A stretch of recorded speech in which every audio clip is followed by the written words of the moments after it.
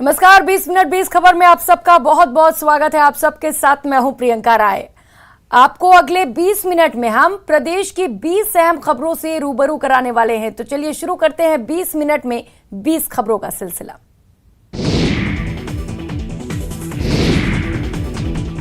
केंद्रीय गृह मंत्री अमित शाह ने जैसलमेर की चमत्कारी माता तनोट के दर्शन किए। मंत्री शाह ने तनोट माता के दरबार पहुंचकर माथा टेककर मां की पूजा अर्चना की और देश में शांति समृद्धि की कामना की। जैसलमेर पहुंचने पर गृह मंत्री शाह को बीएसएफ ने गार्ड ऑफ ऑनर दिया, जिसके बाद उन्होंने 1971 भारत पाक युद्ध के शहीदों को याद की और विजय स्तंभ पर पुष्प चक्र भेंट कर श्रद्धांजलि दी। इस दौरान केंद्रीय कृषि राज्य मंत्री कैलाश चौधरी, सीमा सुरक्षा बल के डीजी पंकज सिंह सहित बीएसएफ के अधिकारी भी उनके साथ रहे। इस मौके पर अमित शाह ने तनोट मंदिर कॉम्प्लेक्स परियोजना का भूमि पूजन कर शिलान्यास किया। सीमा पर्यटन विकास योजना के तहत 17 करोड़ 67 लाख की लागत से तनोट मंदिर कॉम्प्लेक्स बनवाया जाएगा। इस कॉम्प्लेक्स में टूरिस्ट के लिए फोटो गैलरी, डॉक्यूमेंट्री जैसी कई आकर्षक चीजें होंगी। यहाँ टूरिस्ट के लिए हथियार प्रदर्शनी भी लगाई जाएगी।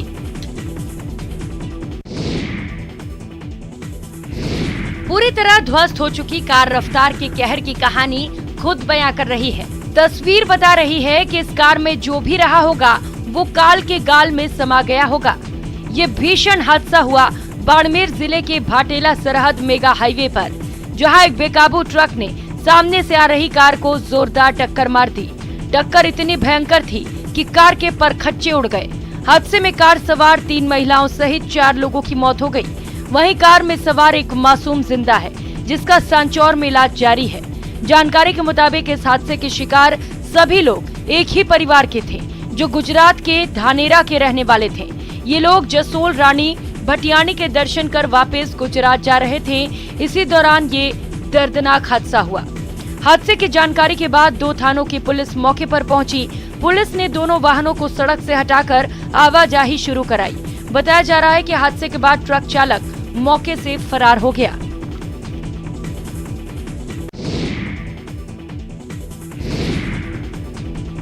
सड़क पर बेकार बह रहा ये कोई बारिश का पानी नहीं है, बल्कि ये जलदाय विभाग की लापरवाही का जीता जागता नमूना है। तस्वीरें करौली की हैं, जहां NH 11 पर हाथीघटा क्षेत्र में पानी सप्लाई की मेन पाइपलाइन टूट गई, जिसके बाद पानी बर्बाद हो रहा है और कई कॉलोनी के लोगों का गला सूख रहा है। टूटी पाइपलाइन से इतना पानी बहा कि वाहन चालकों और राहगीरों को भी परेशानियों का सामना करना पड़ा। दरअसल हाथीघटा क्षेत्र में ऑप्टिकल फाइबर केबल डालने का काम चल रहा है। इस दौरान सुबह 132 केवी कॉलोनी को जाने वाले मेन पाइपलाइन टूट गई और सड़क पर सैलाब आ गया।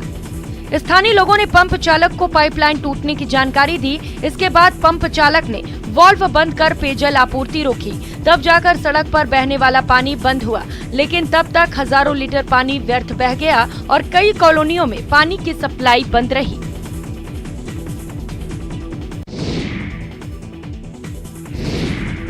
कहने को तो हम 21वीं सदी में जी रहे हैं, लेकिन सालों पुरानी सोच के साथ जिनका आज क्या कभी भी कोई मतलब नहीं रहा, उस अंधविश्वास के साथ तभी तो एक महिला को डायन होने का आरोप लगाकर प्रताड़ित किया जा रहा है।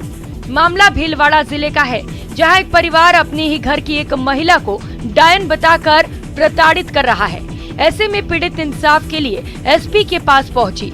पीड़ित ने भतीजे और उसकी पत्नी पर आरोप लगाया कि वो आए दिन उससे मारपीट करते हैं। कि तो डाकर है तो मेरे को खा रही है और मेरे बच्चे को खा रही है, मेरे घर में नुकसान सब कुछ तू कर रही है काकी। इतना ही नहीं, कई बार सबके सामने डायन कहकर बेइज्जत भी किया गया। थाने में भी फरियाद की, लेकिन कोई सुनवाई नहीं हुई।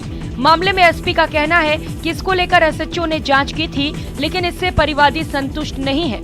ऐसे में वे उच्च अधिकारियों से मामले की जांच करवाएंगे और कड़ी कार्रवाई की जाएगी।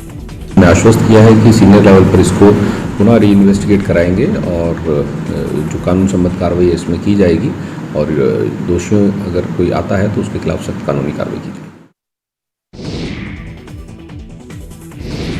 भगवान खुद मंदिर से उठकर थाने में आएंगे और धरना देंगे, यह बात अटपटी जरूर लग रही होगी, लेकिन दौसा में कुछ ऐसा ही होने जा रहा है, जहां पुलिस की कार्यप्रणाली से नाराज होकर भक्त अपने भगवान के साथ थाने के बाहर धरना देंगे। दरअसल दौसा में बारादरी मंदिर है। ठाकुर जी के इस मंदिर के आसपास करीब 5 बीघे की बेशकीमती जमीन है। दिसंबर 2021 में इस जमीन को करीब 3.25 करोड़ रुपए में बेचान कर दिया गया और इस वर्ष जनवरी में इस जमीन में 5 पट्टे भी जारी हो गए। इसके बावजूद भी 6 सितंबर को करीब 100 लोग जमीन की दीवार और गेट तोड़कर अंदर घुसे और जबरन पत्थर डाल दिए, साथ ही नींव खोद दी। मामले की जानकारी होने के बाद भी पुलिस टाल मटोल करती रही, लेकिन जब रात के समय भी काम जारी रहा तो पुलिस ने 3 लोगों को शांति भंग में गिरफ्तार किया और उनके ट्रैक्टर जब्त कर लिए। मंदिर का पुजारी परिवार इसे मंदिर की जमीन बता रहा है और अब मंदिर के पक्ष में लोग भी जुड़ने लगे हैं। भगवान की मूर्ति को थाना लाया जाएगा। भक्तों का कहना है कि ठाकुर जी खुद ही थाने में जाकर धरना देंगे और जमीन पर पहले वाली स्थिति बहाल की मांग करेंगे।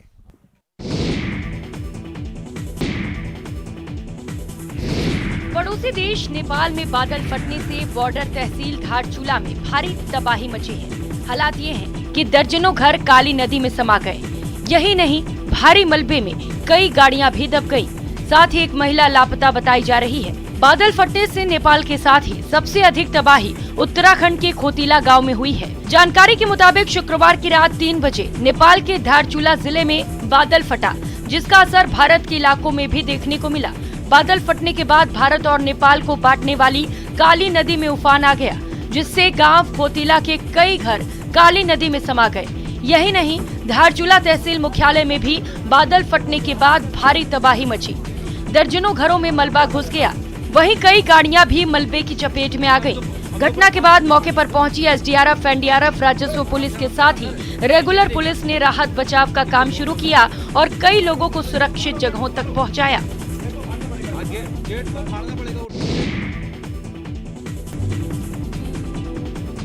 मंदसौर में एक मुस्लिम युवती ने हिंदू धर्म स्वीकार करते हुए गायत्री मंत्र में हिंदू लड़के से शादी कर ली। लड़की राजस्थान के जोधपुर की रहने वाली है। इकरा नाम की इस लड़की का नाम अब इशिता हो गया है। इकरा को मंदसौर के रहने वाले राहुल से 3 साल पहले प्यार हो गया था। राहुल जोधपुर में डांसिंग क्लास चलाता है। दोनों के बीच प्यार हुआ और दोनों ने शादी करने का मन बना लिया। दोनों ने पहले उदयपुर में कोर्ट मैरिज की और फिर उसके बाद मंदसौर में लड़की ने धर्म परिवर्तन कर हिंदू रीति रिवाज से शादी कर ली। लड़के के माता पिता इस शादी को लेकर तैयार थे, लेकिन लड़की के घर वालों को ये शादी मंजूर नहीं थी। इसीलिए लड़की लड़के के साथ भाग गई और जोधपुर से मंदसौर आ गई, जहां दोनों ने शादी कर ली। शादी के बाद दोनों ने प्रशासन से सुरक्षा की मांग की है, क्योंकि लड़की के घर वाले इस शादी से नाराज हैं।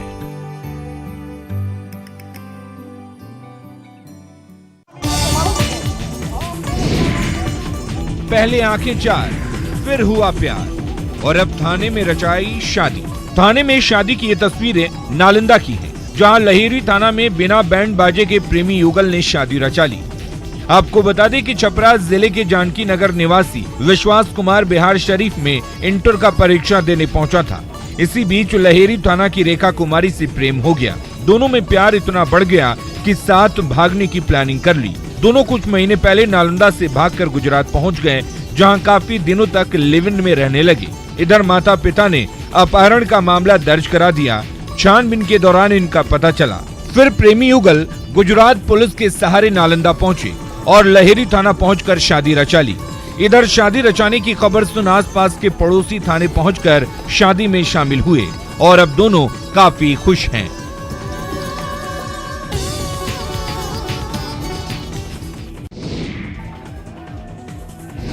थारा फूफा अभी जिंदा है। हरियाणा के रोहतक में निकली बारात इन दिनों चर्चा का विषय है, क्योंकि इस बारात के दूल्हा दूल्हे चंद की उम्र 102 साल है। बुजुर्ग दूल्हे चंद दूल्हे की वेशभूषा में रथ में बैठकर बैंड बाजा बारात लेकर निकले तो उन्हें देखने के लिए भीड़ जमा हो गई। दूल्हे चंद ने खुद को जिंदा साबित करने के लिए अनोखा तरीका अपनाया। दूल्हे चंद ने अपनी बारात निकाली और बकायदा रथ में सवार होकर बैंड बाजे के साथ सरकारी अधिकारियों के सामने पहुंचे। दरअसल प्रदेश सरकार की ओर से मृत घोषित किए जाने के बाद उन्होंने ये कदम उठाया। रोहतक जिले के गांधरा गांव निवासी दूल्हे चंद को कागजों में मृत घोषित करके उनकी पेंशन इस साल मार्च में बंद कर दी गई थी। इसके बाद बुजुर्ग व्यक्ति ने खुद को जिंदा साबित करने के लिए एक विचित्र तरीका अपनाया। उन्होंने एक दूल्हे की तरह नोटों की माला पहनी और रोहतक शहर में मानसरोवर पार्क से नहर विश्राम गृह तक अपनी बारात निकाली। साथ ही उन्होंने राज्य सरकार से उनकी पेंशन फिर से शुरू किए जाने की मांग भी की। दूल्हे चंद और उनके समर्थकों ने सरकारी कार्यालय के रास्ते तख्तियां भी ले रखी थीं। उनमें एक में लिखा हुआ था, थारा फुफा अभी जिंदा है।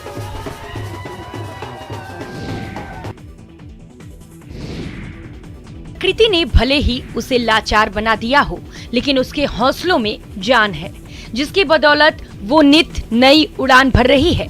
लाचार हाथों से मन के खूबसूरत विचारों को ऐसा आकार दे रही है कि देखने वाले अनायास ही कह उठते हैं, शाबाश, वाह, क्या प्रतिभा है, क्या शानदार कलाकारी है। उदयपुर के बड़गांव की दिया श्रीमाली, यही नाम है इस कलाकार का। दिया के दोनों हाथ अविकसित हैं।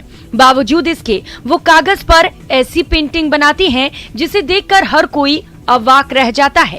इन्हीं अधूरे हाथों से दिया ने अब तक कई पेंटिंग्स बनाई हैं, जिसमें श्रीनाथ जी, मां की ममता, योगी आदित्यनाथ और बॉलीवुड एक्टर शामिल हैं। किसी भी तस्वीर को देखकर उसे हूबहू बना लेती हैं दिया जब 5वीं कक्षा में थी तब पहली बार बायोलॉजिकल पार्क में आयोजित प्रतियोगिता में हिस्सा लिया।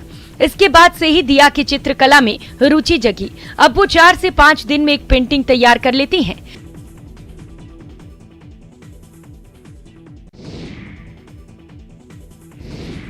गणेश चतुर्थी से लेकर अनंत चतुर्दशी तक चलने वाली गणेशोत्सव पूरा हो चुका है और अब बप्पा की प्रतिमा के विसर्जन की धूम है। गणपति बप्पा मोरया, अगले बरस तू जल्दी आके वादे के साथ प्रतिमाओं का विसर्जन किया गया। राजसमंद में इस मौके पर कई मंडलों ने आकर्षक झांकियों के साथ विसर्जन जुलूस निकाला, जिसमें डीजे की धुन पर बप्पा के जयकारों के साथ भक्त झूमते गाते शामिल हुए और बप्पा को अगले बरस तू जल्दी आके वादे के साथ अंतिम विदाई दी। अनंत चतुर्दशी के मौके पर चित्तौड़गढ़ में भी गणपति की प्रतिमाओं का विसर्जन किया गया, जहां भक्तों ने बप्पा से अगले साल जल्दी आने की गुजारिश की और फिर आस्था श्रद्धा के साथ विसर्जित किया। विसर्जन के दौरान भक्त नाचते गाते नजर आए। इसके साथ ही महाभंडारे का आयोजन किया गया, जिसमें करीब 55,000 से ज्यादा लोगों ने प्रसाद ग्रहण किया।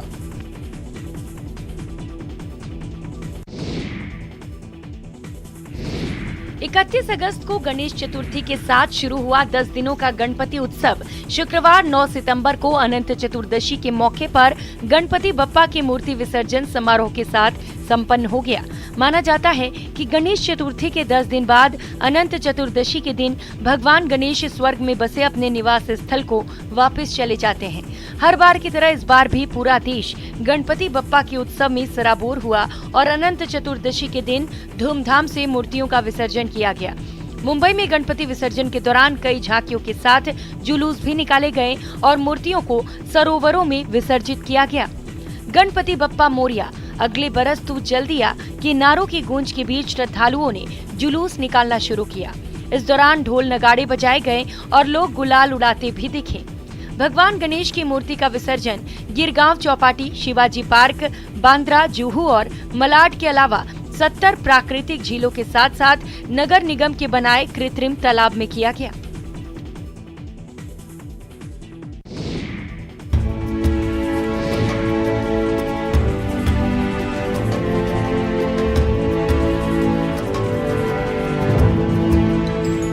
गणपति विसर्जन के बाद मुंबई की बहुचर्चित जुहू बीच पर सफाई अभियान चलाया जा रहा है। दरअसल मुंबई में गणेश उत्सव काफी धूमधाम से मनाया जाता है।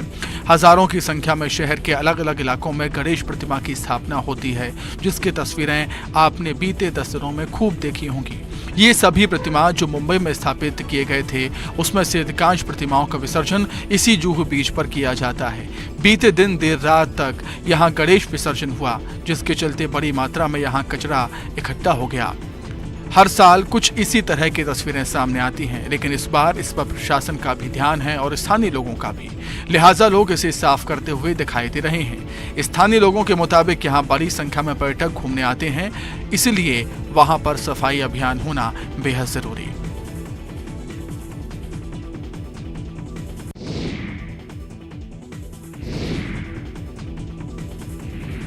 महालया की शुरुआत के साथ ही पितरों के और तर्पण शुरू हो गए हैं। श्राद्ध और तर्पण के माध्यम से अपने पूर्वजों के प्रति श्रद्धा दर्शन के लिए सनातन संस्कारों की उदारता का परिचायक ये पितृपक्ष आश्विन मास के कृष्ण पक्ष की अमावस्या को संपन्न होगा। धौलपुर के ऐतिहासिक तीर्थराज मंचकुंड और पर्वती नदी पर लोगों ने विधि विधान के साथ अपने पितरों का तर्पण किया। भाद्रपद पूर्णिमा को पूर्णिमा श्राद्ध के साथ साथ नांदी मातामह श्राद्ध किया जाता है।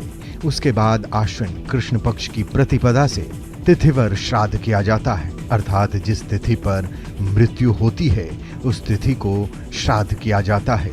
तिथि की जानकारी नहीं होने पर आखिरी दिन यानी अमावस्या को श्राद्ध किया जाता है। सनातन संस्कारों के अनुसार तर्पण से पितरों को सुख शांति मिलती है। इससे पितृ प्रसन्न होते हैं और समृद्धि का वरदान देते हैं। परिवार को विपत्ति से भी मुक्ति मिलती है। देवघर के शिवगंगा सरोवर में ऋषियों के तर्पण के लिए आज भारी भीड़ उमड़ी है। कर्मकांड पुरोहित बताते हैं कि शिवगंगा को पाताल गंगा माना जाता है और इसके तट पर पितृपक्ष के लिए तर्पण किया जाता है। पिछले 3 दिनों से पुरोहित समाज अपने ऋषियों के नाम पर तर्पण कर रहे हैं, जिसकी आज समाप्ति हो जाएगी। इसके बाद रविवार से पितृपक्ष शुरू होगा, जिसमें श्रद्धालुओं अपने पितरों को जलकुश और अन्य सामग्रियों से तर्पण करेंगे।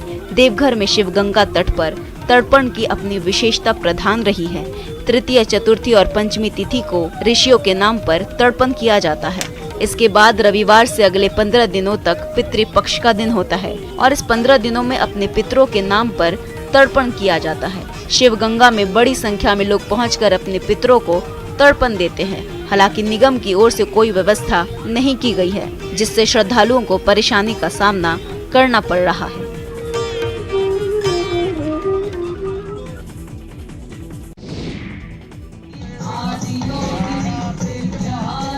भारत नेपाल सीमा पर स्थित त्रिवेणी संगम के बेलवा घाट परिसर में महाआरती का आयोजन किया गया।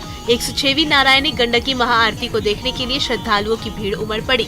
भाद्रपद पूर्णिमा के अवसर पर स्वरांजलि सेवा संस्थान की तरफ से ये महाआरती की गई। इस दौरान गंडक महाआरती के जरिए आम जनमानस में लोक कल्याण के लिए प्रार्थना की गई। आरती की दिव्य ज्योति ने सबको अपनी ओर आकर्षित किया और पूरा वातावरण भक्तिमय हो उठा। इस मौके पर लोकप्रिय कलाकार डी आनंद, संस्था के मैनेजिंग डायरेक्टर संगीत आनंद के साथ ही तमाम भक्तों ने भी हिस्सा लिया। पवित्र भाद्रपद के इसी महीने में भगवान श्री कृष्ण का जन्म हुआ था। माना जाता है कि इंद्रदेव बारिश के रूप में अमृत बरसाते हैं, जिससे किसान खुशहाल होते हैं और उनकी मनोकामना भी पूरी होती है। मान्यता ये भी है कि भाद्रपद महीने में संगम तट पर कथा पूजा करने से पुण्य की प्राप्ति होती है।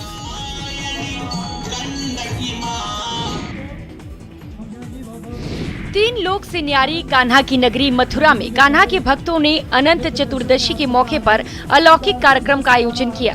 गिरिराज गोवर्धन धाम में आयोजित हुए विशाल 56 भोग कार्यक्रम में गिरिराज सेवा समिति की ओर से चांदी की चौकी पर गिरिराज जी को विराजमान किया गया। 21,000 किलो घी से बने 56 भोग भी अर्पित किए गए। गिरिराज जी की ऐसी छवि साल में एक ही दिन देखने को मिलती है, जब 7 नदियों के जल, कई प्रकार की जड़ी बूटी, कामधेनु गाय के दूध से बने पंचामृत, अभिषेक के साथ ही कन्नौज से आए इत्र के लेपन के बाद गिरिराज जी को 56 भोग अर्पित किए जाते हैं। इस बार भी पिछले कई दशकों से चली आ रही इस परंपरा को बड़े ही भक्ति भाव से निभाया गया। इस दौरान थाईलैंड और मलेशिया से आए फूलों से तलहटी को सजाया गया। साथ ही शेषावतार रूप में गिरिराज जी को 9 रत्नों के श्रृंगार के साथ विराजमान कराया गया। गिरिराज महाराज के हाथों में हीरे की बांसुरी है तो सामने रखे 21,000 किलो के सोने चांदी के वर्क में लिपटे हुए 56 भोग। मान्यता है कि जो भी अनंत चतुर्दशी के दिन इस अलौकिक 56 भोग के दर्शन करता है, उसकी मनोकामना पूर्ण होती है।